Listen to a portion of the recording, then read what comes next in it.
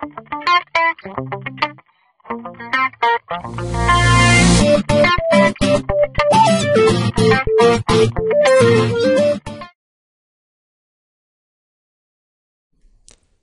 to Biology 160, Introduction to Anatomy and Physiology. We're going to be talking about the reproductive system. The function of the reproductive system is simply and only to reproduce offspring. And so the parts of the reproductive system are there in order to carry out that process and to provide the sperm and the eggs that are fertilized, that come together to form a new human being. So part of the reproductive system, first of all, the main organs here are what we call gonads. These are the sex organs. And they are the testes in the male and the ovaries in the female. And in each of these gonads, you produce the reproductive cells, which we call gametes. That's another name for sex cells. So there's two types of gametes. There's sperm, which are the male gametes, and they're produced in the testes. And there are ova, or eggs, and these are the female gametes, and they are produced in the ovaries inside the female. So we're going to look at the male anatomy first. The next section we'll look at the female anatomy and everything that's going on there. The female anatomy is a little bit more complicated because we're also going to look at the menstrual cycle just a little bit, as well as a little bit about pregnancy as well. Whereas the male, the only thing we have to study is the production of sperm. So for that reason, it's not quite as complicated. Here's a picture showing the male reproductive system. Here are the testes held within a scrotum, which actually just means a sac, which holds the reproductive organs. Here's the testes, and in that testes, that is where the sperm production happens. And then the rest of this system here is a duct system and accessory organs which take the sperm that are produced here and allow them to get to where they need to go to fertilize the egg. So we have this duct system here made up of the epididymis in this location, which is then going to become the ductus, or the vas deferens farther along. And then finally it's going to connect up with the urethra, which we saw in the urinary system, which will then take it out of the penis. And then our accessory organs, we have what are called seminal vesicles. Here's our seminal vesicles here, located here. We have the prostate, which we talked a little bit about in the urinary system as well, and it's surrounding the duct system. And then we also have bulbourethral glands here, which are part of this accessory system as well. And then we have our accessory genitalia, which are the penis and the scrotum, which holds the testes. Here's a frontal view of this system. Here again we have the testes here, and here we have the epididymis and the vas deferens that are moving towards the penis. Notice how the vas deferens, or the ductus deferens, how it goes up and over the urinary bladder before coming in and hooking up together with the urethra to have this common channel outside the body. Here's a prostate gland, and again, as you get older, that prostate gland may enlarge, and because it is surrounding the urethra, it can inhibit the flow of urine out of the body as well. The testes have a number of coverings, have some coverings around them. They have what's called the tunica albuginea, and that surrounds, it's a capsule that surrounds each testis. And then we have what's called the septa, and these are parts of the capsule that extend inside the testis, and they kind of divide it into different parts, as you can see here. So here's a close-up of a testis, and here's the septum. Here's the tunica albuginea. So notice how it's on the outside, and then the septum separates the testes into these almost different compartments that are full of the seminiferous tubules where the sperm is actually produced. As the sperm is produced in these tubules, it's going to move up into the epididymis. Notice all the convolutions in the epididymis. So it's a very long tube that's packed into this area here. If you were to take this tube and spread it out, it'd be quite long. So it'd be something like 20 feet long if you were to spread out to pull out this epididymis. So that's pretty crazy, and the sperm has to travel the whole way along this tube. And as it does that, though, it's maturing. So the process of producing sperm happens along this pathway before it moves into the duct system, where it's going to be removed from the body.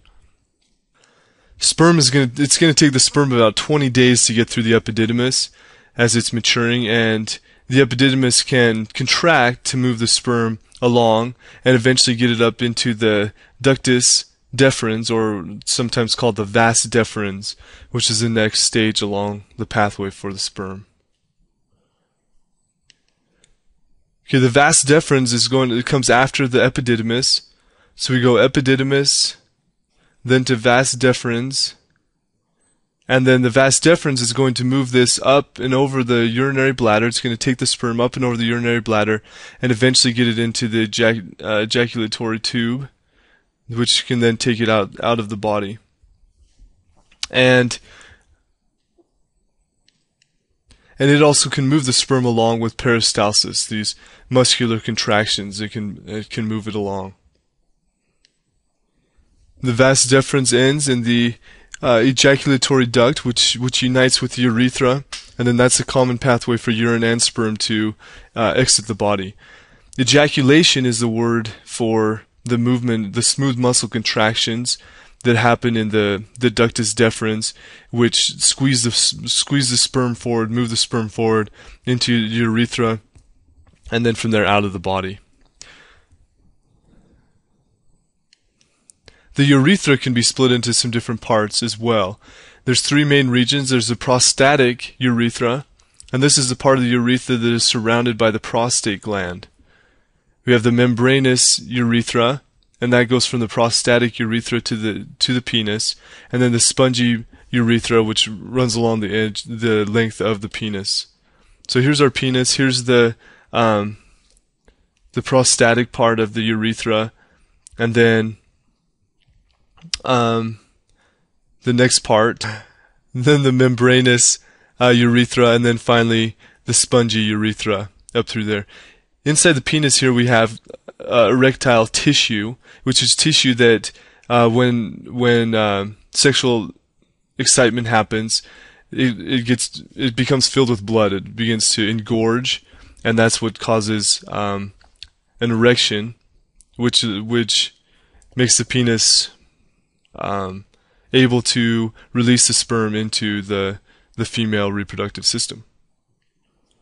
Okay, let's talk a little bit about the accessory organs and their jobs. So we have the seminal vesicles, the prostate, and the bulbourethral glands that are going to come into play here. Each of them are necessary and produce some excretions that are going to help in this reproductive system. So first of all, the seminal vesicles. These are located at the base of the bladder, and they produce about 60% of the semen. So the semen is the fluid that actually is released from the male reproductive system.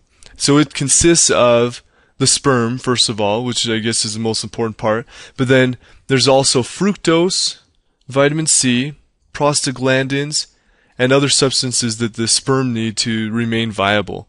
So if you just release sperm, that's not going to be enough. So seminal vesicles play an important part in producing the other things that the sperm need along their pathway. And so as the sperm is moving through the duct system, the seminal vesicles are going to release this fluid, this yellowish secretion in with the sperm to help it along. Then we have the prostate gland as well. It also produces a fluid. It's a milky fluid, and it helps to activate the sperm. And it enters the urethra through a number of small ducts.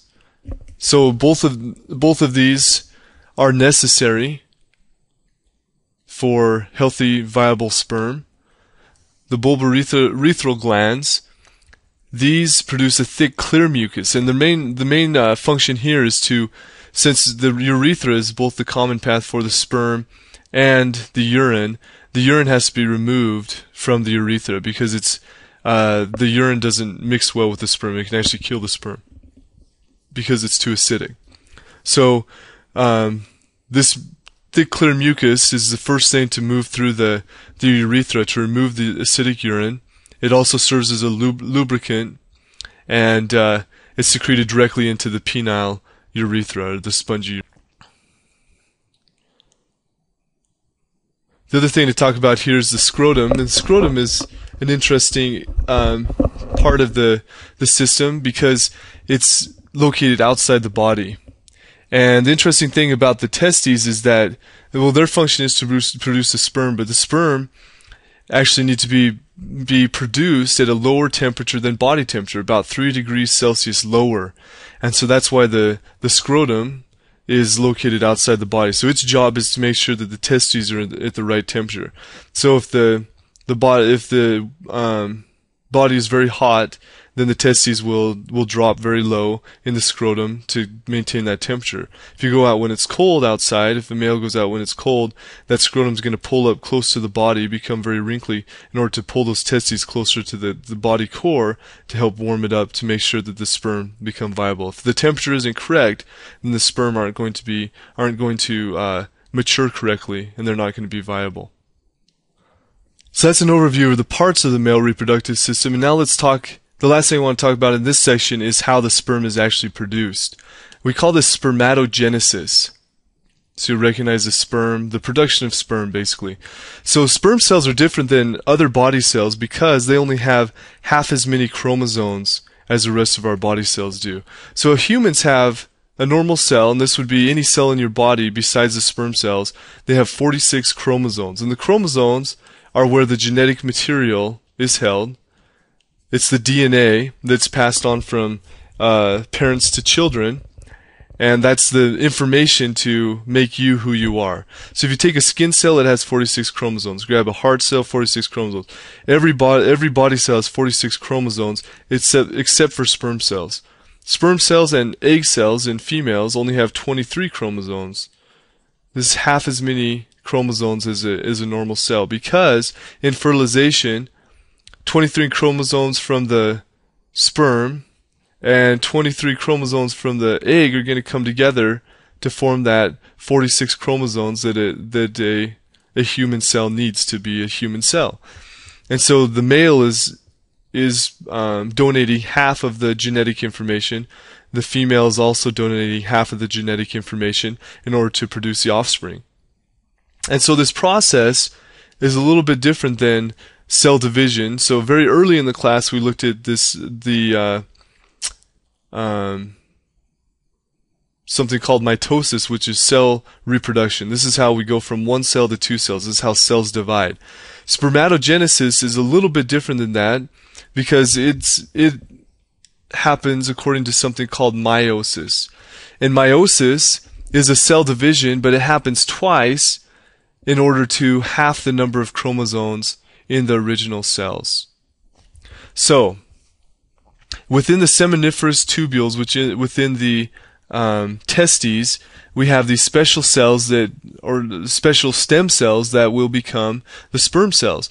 And males are constantly producing more sperm. This begins at puberty, and it's going to continue through the lifetime of the male. So what happens are these stem cells can reproduce through mitosis to produce more stem cells, meaning they produce exact clones of themselves. This is mitosis, which is cell reproduction. In mitosis, you go from 46 chromosomes to 46 chromosomes in two cells. So you go from one cell to two cells, and each of those new cells has 46 chromosomes that are exact copies of the original cell. These stem cells can then either be what are called type A stem cells, where they stay a stem cell and they continue to produce more stem cells, or they become a type B cell, which is going to move on and enter meiosis to become an actual sperm cell. So in meiosis, what is going on is you're starting with 46 chromosomes, and we represent this by 2n. So 2n in humans equals 46.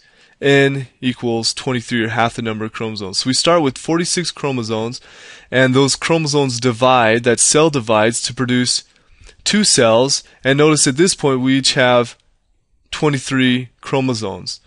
The original cell is called the primary spermatocyte, and it divides to produce 2 secondary spermatocytes with half as many chromosomes.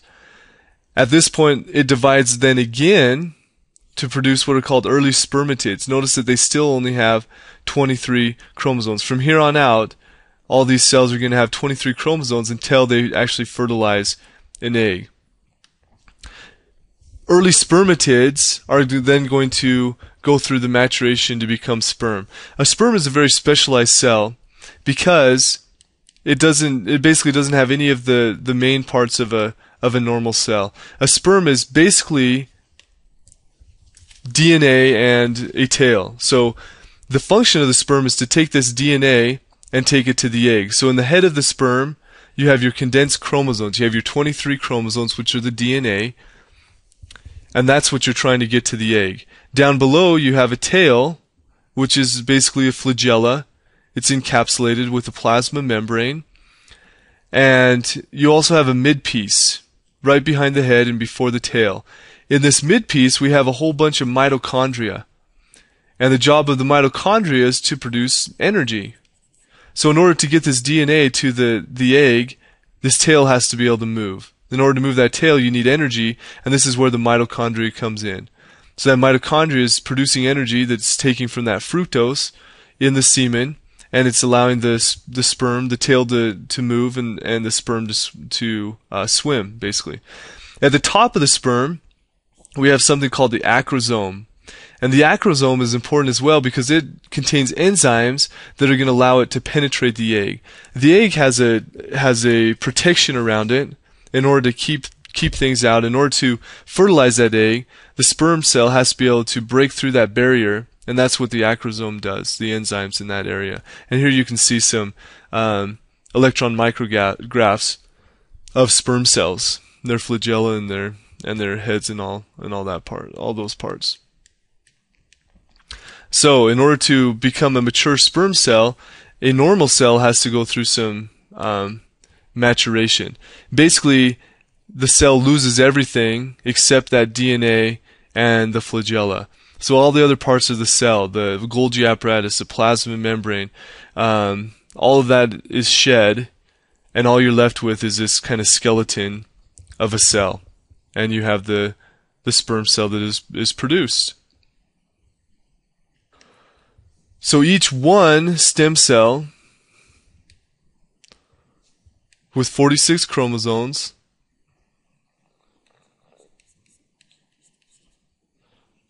goes through this division to produce 4 sperm cells. So 1, 2, 3, 4 sperm cells, each with 23 chromosomes. So they are now what we call haploid cells. And this haploid cell here is going to combine with the egg, which is also haploid, to produce the zygote, or the new baby. There's some hormones involved here as well. FSH, or follicle stimulating hormone, that we talked about in the endocrine system. It is what causes the sperm, it stimulates the production of sperm. And testosterone is also important as well. So let's talk a little bit about testosterone. So this is the most important hormone of the testes. It is produced by the testes in what are called the interstitial cells. So these are cells separate from the cells that produce the sperm.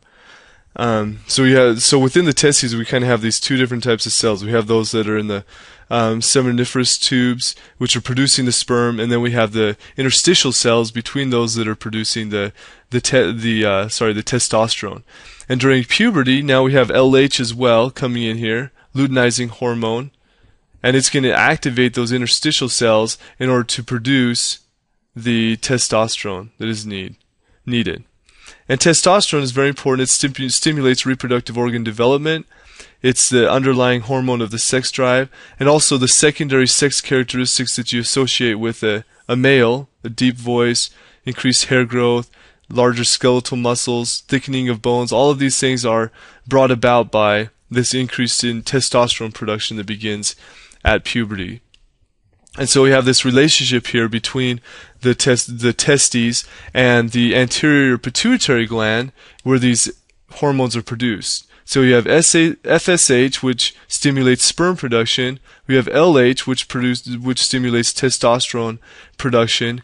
And this is all controlled by a negative feedback system, all controlled by the hypothalamus to go about producing the sperm to allow reproduction to happen. So that's a little overview of the male reproductive.